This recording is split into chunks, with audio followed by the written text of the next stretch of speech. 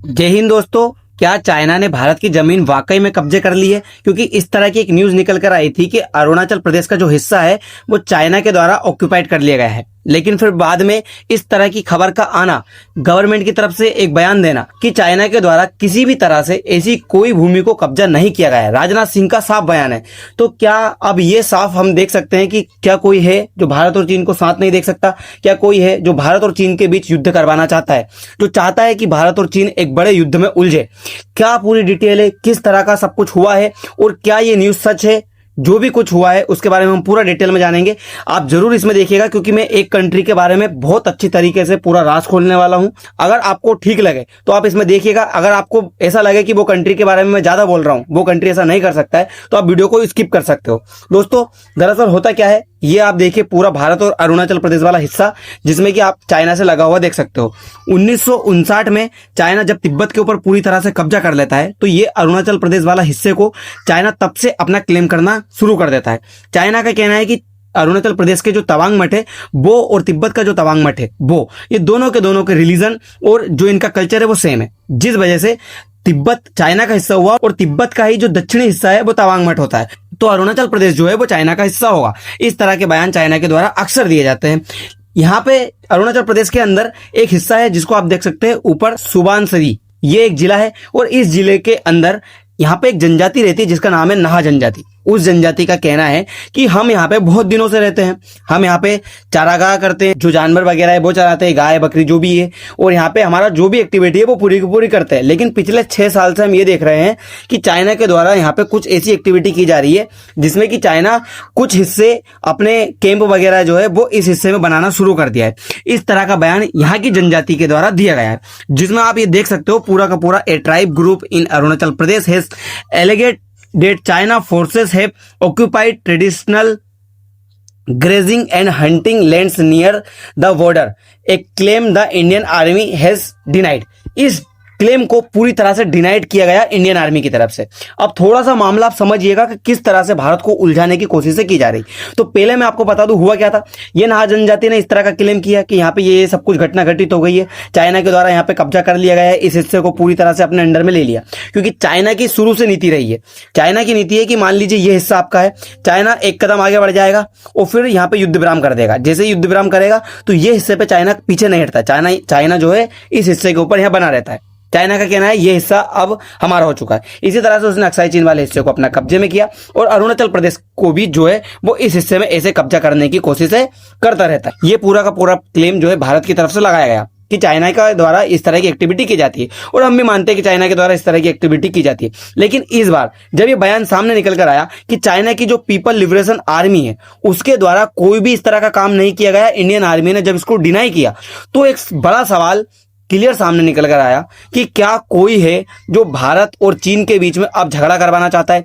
क्या भारत और चीन के बीच में अब युद्ध करवाना चाहता है? क्योंकि 1962 में यही वो हिस्सा था जिसके ऊपर चीन के द्वारा हमला किया गया। चाइना ने इस हिस्से के ऊपर हमला किया ताकि ये वाले हिस्से में भारत की जो आर्मी है वो उलझ जाए और चाइना ये वाला जो अक्साई चीन है वो अपने कब्जे में ले ले। हम मानते हैं 1962 में हमारी राजनीतिक इच्छा शक्ति इतनी अच्छी नहीं थी, जिस वजह से हमारे ये पूरा का पूरा हिस्सा चला गया और कब्जे में आ गया चाइना के। लेकिन क्या सच में अब भारत और चाइना के बीच में ये सब कॉन्फ्लिक्ट फिर से बढ़ा हुआ है? क्योंकि आप थोड़ा सा अब ये मांझरा देखिए। Indian army denies report to China encouraging in Arunachal Pradesh. Indian army ने तो डिनाई कर दिया कि जो भी कुछ हुआ है ये सब झूठी खबर है, ऐसा कुछ हुआ नहीं है, चाइना के द्वारा कोई भी भारत की भूमि कब्जे में नहीं की गई। अब सवाल ये कि कौन है जो भारत और चीन के बीच में सवाल खड़ा कर रहा है, भारत और चीन के बीच में एक बड़ा युद्ध करवाना चाहता है? दोस्तों, थोड़े दिन पहले आपने देखा अमेरिका और ईरान के बीच में भयानक युद्ध हुआ। इस युद्ध के बीच में अमेरिका को बहुत ज्यादा नुकसान हुआ। अमेरिका जो चाह रहा था कि ईरान को कन्फ्लिक्ट की वजह से एक ही दिन में ईरान के साथ में युद्ध खत्म कर लेगा और ईरान का जो ऑयल है वो अपने कब्जे में ले लेगा, जिसकी वजह से जैसे वेनेजुएला का ऑयल अमेरिका ने कब्जे में लिया और अमेरिका खुद का जो डेप्ट है वो कम करने के लिए उस तेल का यूज कर रहा है, उस तेल को दुनिया के अंदर बेच रहा है। ये काम जो अमेरिका ने वहां पे किया था, अमेरिका सोच रहा था इसी तरह का काम ये ईरान के अंदर कर लेगा, लेकिन वहां पे उसका ये प्लान फ्लॉप मार जाता है। ईरान इस तरह से अमेरिका को टक्कर देता है, अमेरिका को बहुत बुरी तरीका से नुकसान पहुंचाता है। ये युद्ध लगभग 3 महीने चल जाता है और फिर अमेरिका को ईरान की शर्तों के ऊपर पूरी तरह से जो यहाँ पे है सीज फायर करना पड़ता है। अमेरिका के यहाँ पे बड़ी हार होती है, कंसाइडर की जाती है कि अमेरिका यहाँ पे हार चुका है।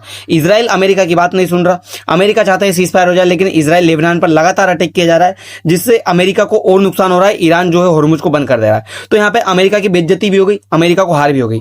अब अमेरिका चाहता है कि वो कंट्री जिसकी इकोनॉमी सारे क्वार्टर्स में तेजी से बढ़ती हुई नजर आ रही है, सारे की सारी जो बड़ी अम्मास कही जाती है, जैसे कि मूडीज, वर्ल्ड बैंक, जो भी बड़ी बड़ी बैंक है, इनका कहना है कि भारत की इकोनॉमी तेजी से बढ़ती हुई नजर आ रही है। तो ये चीज अमेरिका को अच्छी नहीं लग रही। अब अमेरिका चाहता क्या है कि भारत कहीं ना कहीं से टूटता हुआ नजर आए। इसीलिए थोड़े दिन पहले की खबर है कि आपको ये व्यक्ति पकड़ता हुआ दिखाई दिया होगा, और ये कहां पे पकड़ा गया था, ये नॉर्थ ईस्ट वाले हिस्से में पकड़ा गया था, जो कि अमेरिका का एक स्पाई बताया जाता है जिसका नाम मैथ्यू है। ये मैथ्यू बहुत सारे कंट्री जैसे कि लीबिया, यूक्रेन, म्यांमार और ऐसे बहुत से कंट्री जहां पे तख्ता पलट करवा चुका है, जहां पे सरकारें बदला चुका है, और जहां पे इस तरह की एक्टिविटी करता हुआ नजर आया है जिसमें कि उस देश के अंदर भारी भरकम तरीके से लड़ाई झगड़े करवाए जा सके और जेनजी प्रोटेस्ट नाम की जो चीजें है वो करवाई जा सके, क्योंकि अमेरिका के द्वारा इस तरह के काम पहले भी किए जा चुके हैं। दूसरी तरफ जब मार्को रूबियो इंडिया के अंदर आए थे, तो वो इंडिया के अंदर आकर के जो मदरसा है मदर टेरेसा का, और जो कलकत्ता के अंदर ईसाई मशीनरी, वहां पे जाकर के विजिट करते हैं। और ये विजिट करते क्यों है, क्योंकि होता क्या है, एफसीआरए जैसे ही कानून आता है अमेरिका की तरफ से और सारे कंट्रियों की तरफ से इसका विरोध करना शुरू कर दिया जाता है। तब डॉट्स कनेक्ट होते हैं कि अमेरिका क्यों चाहता है एफसीआरए कानून ना आए। तो ये एफसीआरए कानून नहीं चाहता है कि वो लागू हो। अब एफसीआरए कानून लागू नहीं होगा तो क्या होगा, अमेरिका चाहेगा कि जो भी पैसे भारत को तोड़ने के लिए इन मशीनरी के माध्यम से भारत भेजे जा रहे हैं, उन पैसों को बहुत अच्छे से वो भारत भेज सके। इसीलिए वो चाहता है इस तरह के काम ना हो, एफसीआरए कानून लागू ना हो।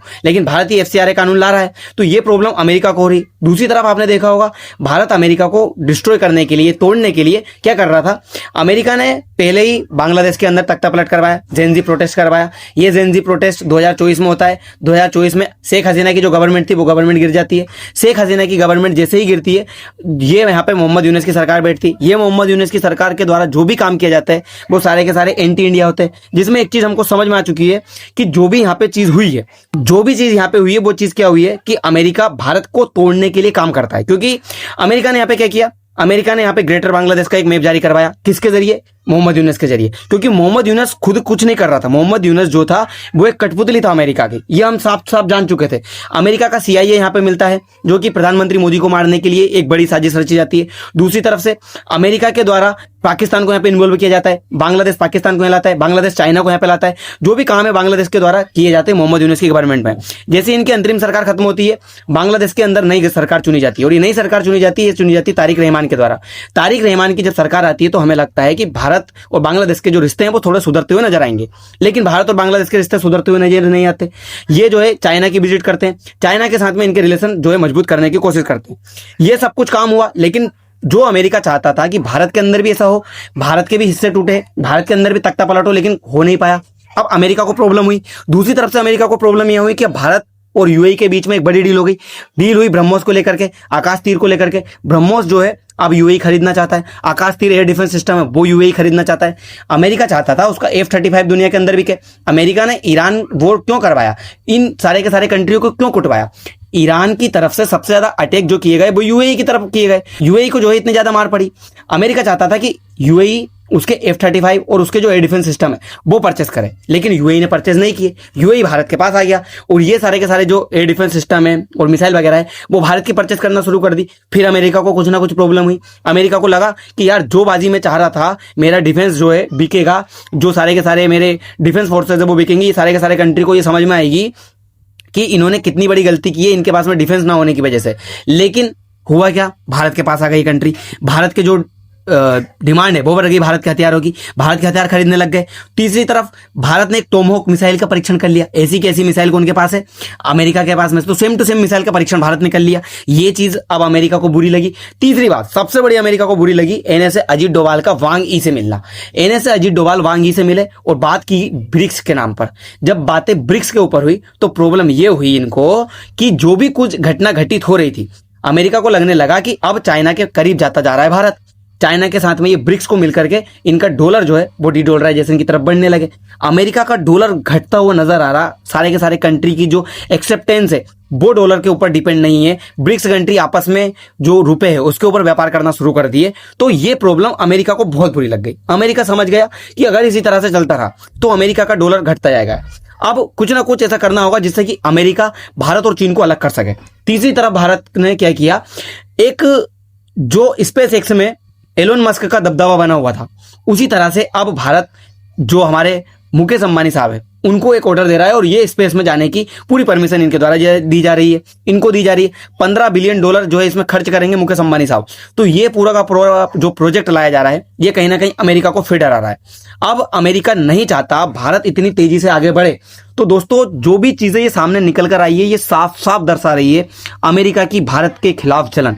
मैं साफ बोल रहा हूं, यूट्यूब की तरफ से ये वीडियो को इतना ज्यादा रिकमेंड नहीं किया जाएगा क्योंकि यूट्यूब अमेरिका का है और मैं अमेरिका की पूरी चीजें जो है इसमें बता रहा हूं, आपको नाम लेकर के बता रहा हूं, इसीलिए अमेरिका के द्वारा हो सकता है ये वीडियो रिकमेंड ना की जाए। लेकिन अगर आप देख रहे हो और आपको ये चीजें समझ में आ रही है तो जरूर बताइएगा। फिलहाल के लिए इतना ही, मिलते हैं अगली वीडियो में। धन्यवाद।